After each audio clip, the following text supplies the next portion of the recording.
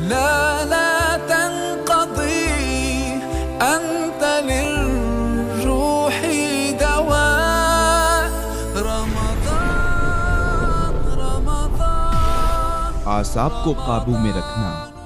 محترم خاوند، اپنے اعصاب کو کنٹرول میں رکھیے، خاص کر اپنے گھر میں بیوی بچوں کے ساتھ، تاکہ آپ کے روزے کا ثواب ضائع نہ ہو اور ایک بہترین خاندانی فرد کے طور پر زندگی بسر کر سکیں۔ اپنی فرمائشوں میں مثبت رہیں اور غیر ضروری مطالبات کو ترک کر دیں۔